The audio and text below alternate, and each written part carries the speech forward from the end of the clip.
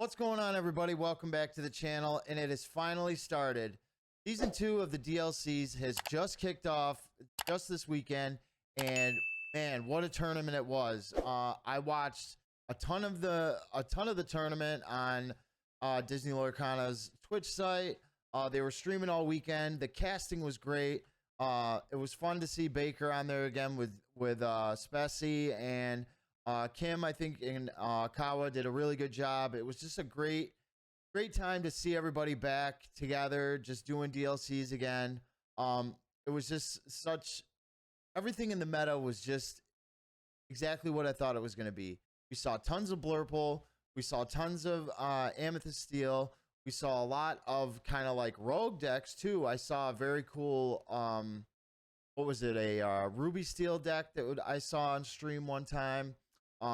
My favorite deck currently right now, Blue Steel is the deck that I'm trying to play. I'm going to be playing it at my set champions. I just did some testing today with my buddy. He was playing Amethyst Steel. It didn't do great, but he's kind of playing like a rogue build himself. So I don't know if a lot of people are going to be playing some of the stuff that I'm going to see at my local championship, but it was just great to see everybody back casting and playing the game again. I'm definitely going to be trying to at least try to get to one DLC myself. I was not fortunate enough to get DLC tickets for Milwaukee, but maybe Richmond. Hopefully I can get to Richmond. We'll see. But thank you, everybody, for tuning into the channel. Again, my name is Seth with Grown Up TCG, and please leave a like, subscribe to the channel.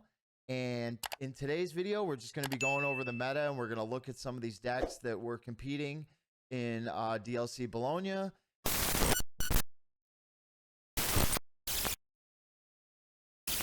Alrighty. So I am on Inkdex. We had 1,864 players.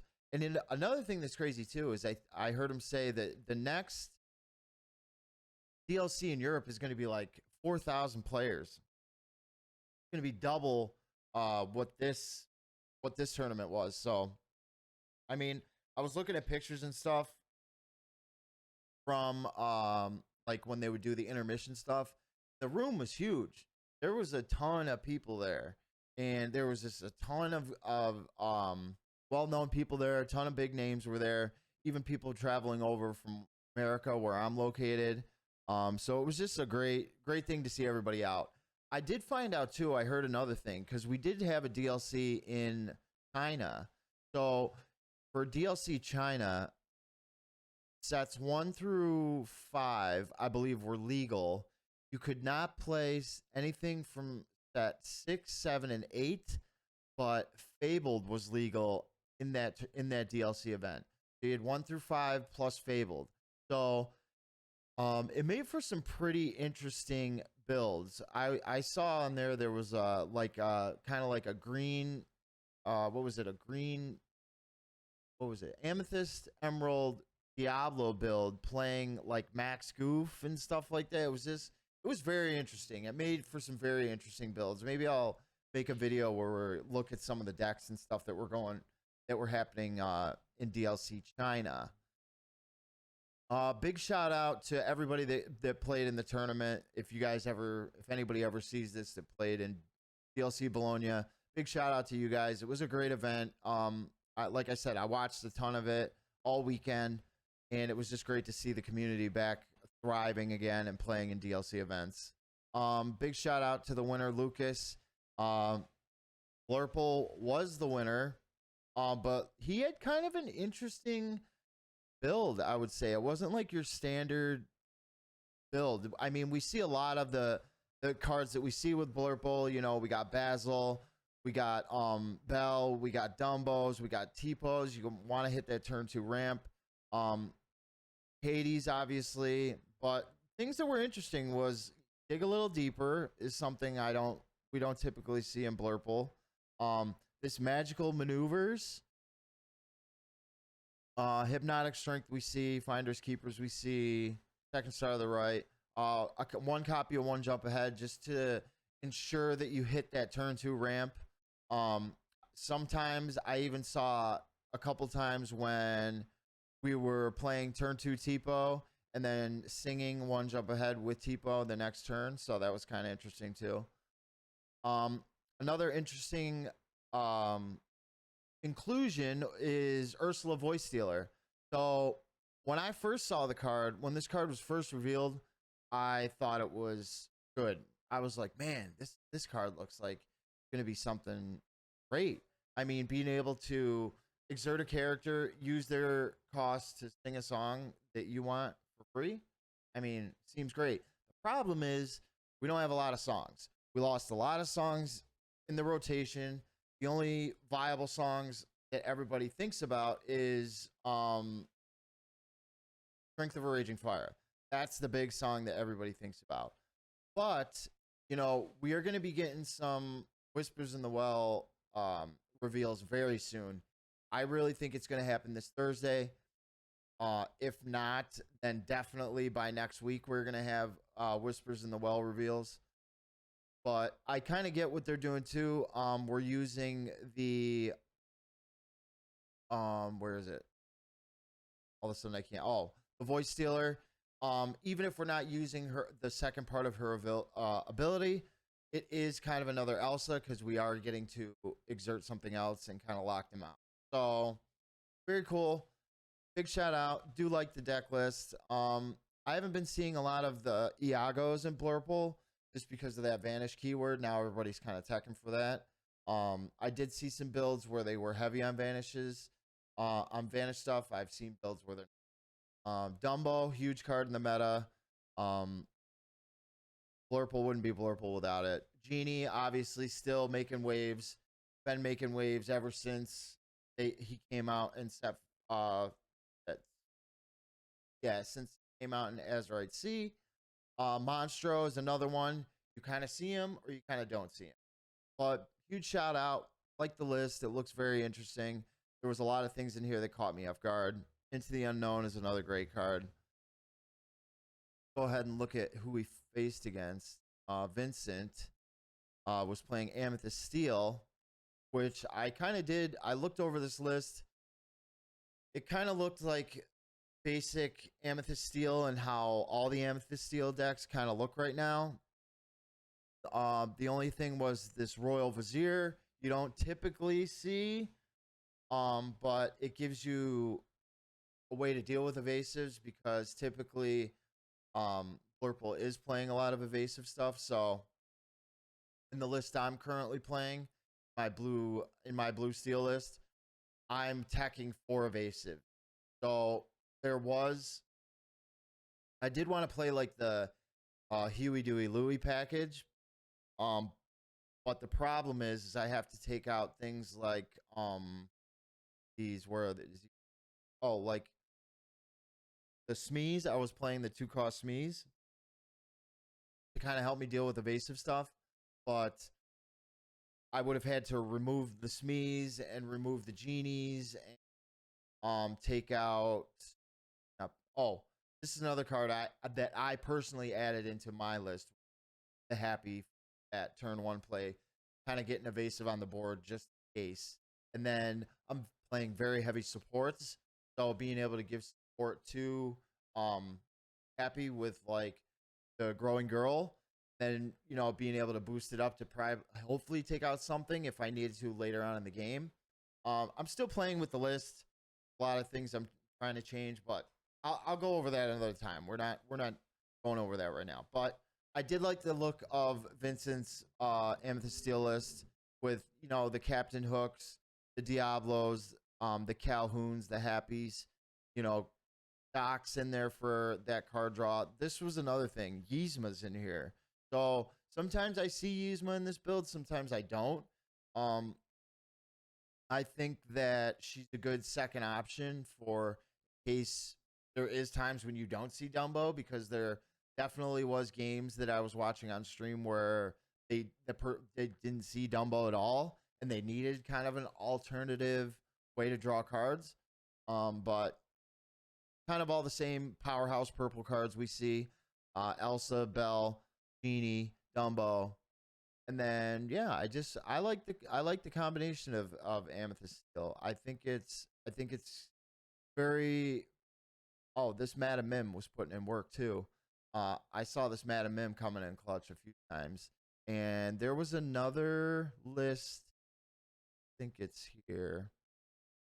Oh yes, it is. Yep, this Jafar right here.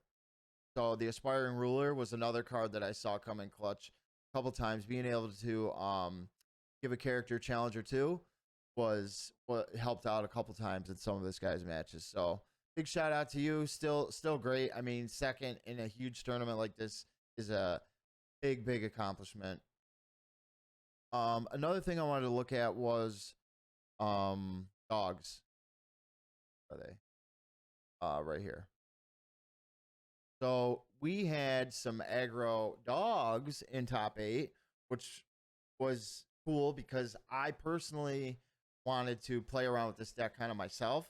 There's a couple things that I would change. Like I wanted to try to play Circle of Life in this deck because being able to draw all the cards with Cramp, putting them in your discard, and then possibly playing Circle of Life or singing it to bring something out of the discard for a higher cost, I think is a cool idea, and I think it could be maybe something. So Under the Sea, Circle of Life, still playing all the dogs, still playing the tramps. Probably not playing the Auroras or the where is it? The Tianas in the build I was thinking about, but I don't know. I'm still playing around with it. I have ideas that I've built on Dreamborn, but I just kind of haven't brought them to life yet. It just doesn't look like something that is going to be really meta relevant at the moment. It's good in combination. I could follow suit and build how everybody else is building, but I'm trying to do something different from that. So, but I saw a lot of people playing this deck, and it was performing very well over the weekend. Aurora was good to get out the Tianas early. Bobby Zimmerowski, the Spray Cheese Kid, is good to be able to cycle cards in the beginning. Daisy is honestly a great card, but I like Daisy, but I just don't like the fact that I'm giving my opponent a possible card. It's great if I hit a non-character card, but when I do hit that character card, it feels bad. So I'm trying to think of something else to use besides Daisy, but that 1/4 is just like 1/4 questing for 2 is like it's just such a strong card that it's hard not to put it in there. Lilo did some other cool things where we were playing Bobby, putting Lilo in the discard, and putting it right back out next turn. So it's kind of like almost. I thought that was very cool. Ursula is great in this deck. It hits some big things early on, some strengths and stuff when I was watching them play. So Ursula is a great inclusion in this deck, and yeah, it looks good. I really like it. And one more thing I wanted to go over that was doing very well this weekend was Baja Blast, really. Well, Sapphire and Emerald. Sapphire Emerald was doing very well. Was from one of Rob's decks. I watched Rob play a lot of his games too when he was on stream. And it looked good. I mean, it's very kind of like techy, I feel like obviously you know what you want to do. You want to get the Clarabelles out, you want to shift, you want to get your draw engine up and running very fast, you want to hit your ramp on turn 2. So we have visions to kind of like help us look for cards that we want to see. Your Welcome was very interesting too. I do like this card. You're able to bounce your stuff, you can bounce your opponent's stuff. I mean, it's very up in the air, but a lot of people were playing this. If I can look real quick, thought I had a of meta. So